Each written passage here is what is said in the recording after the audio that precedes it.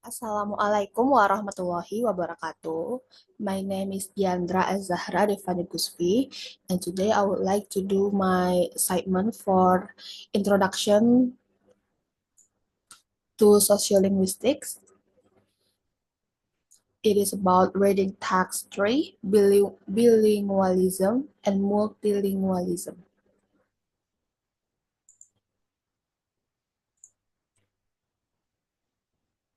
Okay, let's jump in. For the question number 1, define bilingualism and multilingualism. How do they differ from each other? So, bilingualism is an ability to communicate in two languages.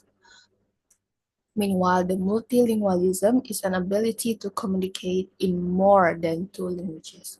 So, specifically, bilingualism is like a person who can communicate, interaction, writing in just only two languages, but the multilingualism means for more than two languages.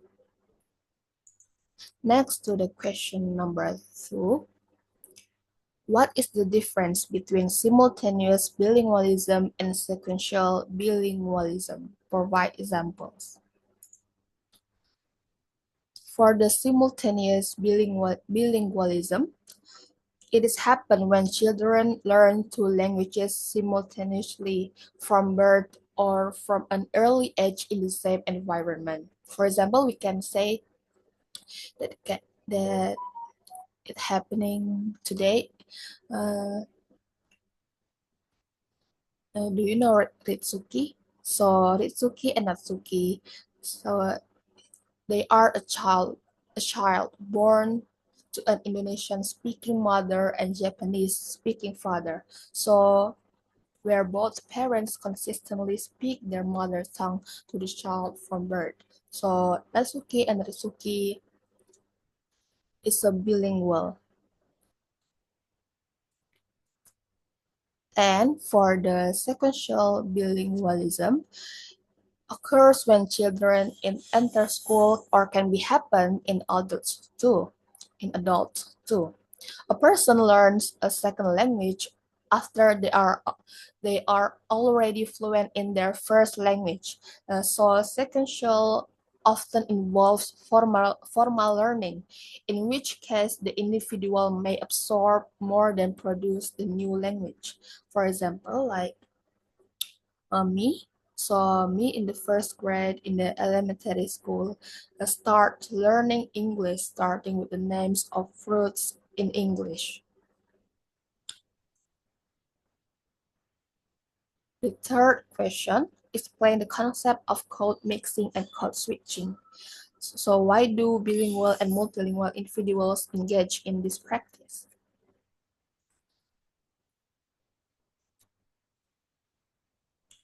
For code mixing, occurs when mixing two or more languages in the same sentence.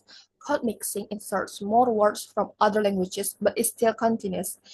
It is still related with the previous or next word utterance. For the code switching, is a complete switch or displacement from one language to another in one conversation, usually occurring between different sentences or clauses. Code switching is more obvious language switching. So it's more obvious than the code mixing.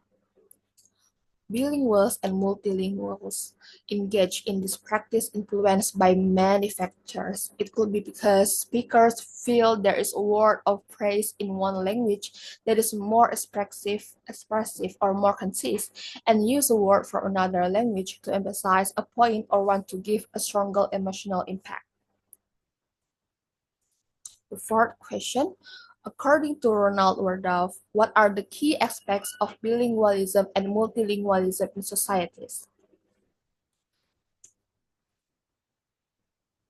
So Wardolf views the knowledge to understand and interact in two or more languages as a common and normal condition in many parts of the world. Bilingualism and multilingualism are inseparable aspects of social structures and dynamics. Next, the fifth question describes the concept of dysglossia and provide an example of how it functions in a multilingual society. So according to Charles Ferguson, dysglossia is a stable linguistic situation in which society uses two varieties of the same language, or sometimes two very close languages, but with very different and separate functions. So there are two main varieties generally considered as a high varieties, or H variety, and low variety, L variety.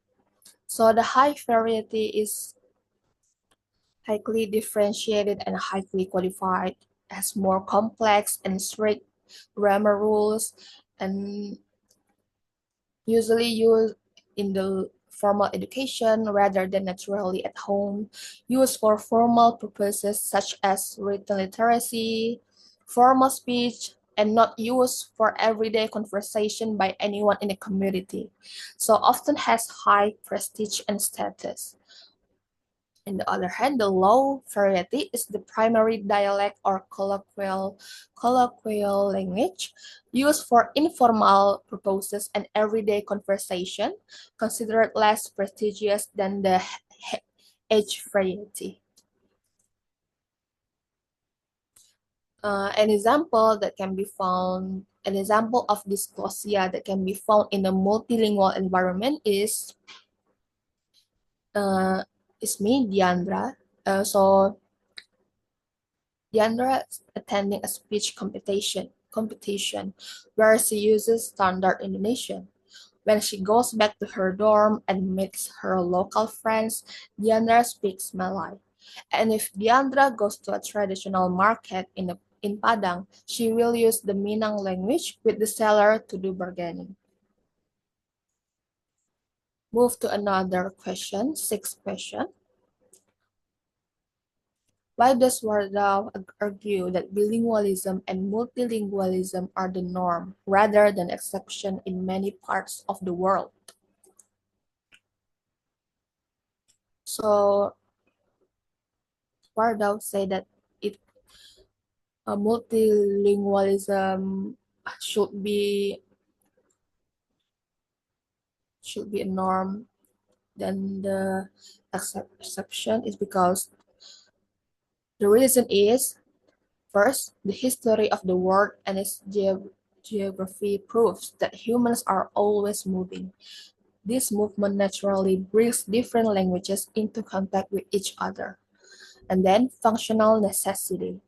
In an economic context, the ability to communicate in a foreign language is essential for local and international buying and selling.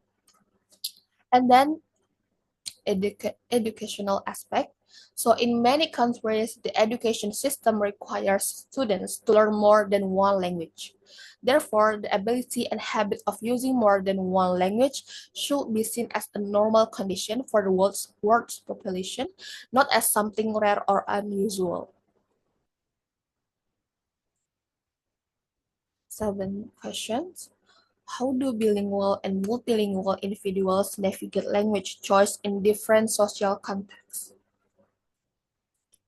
They can navigate language choices is because they are highly adaptive communicators. They intuitively adjust the language they use based on the various social factors.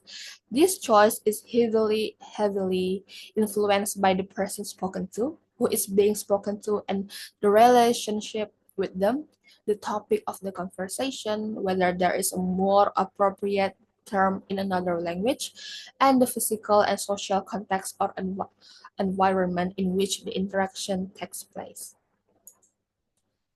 And last question, please provide a real-world example of code mixing and code switching.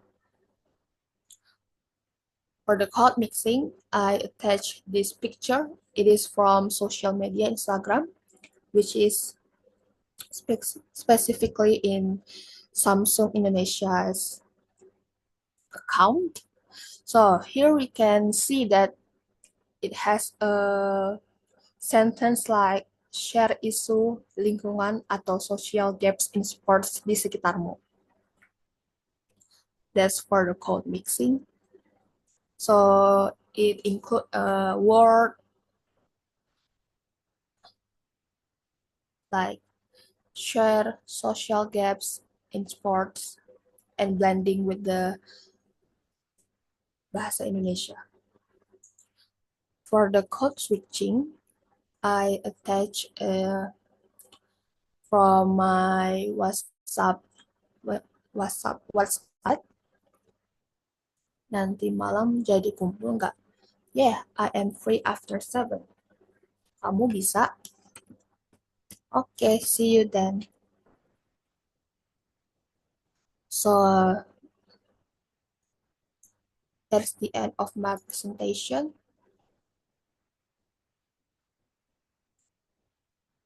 Thank you.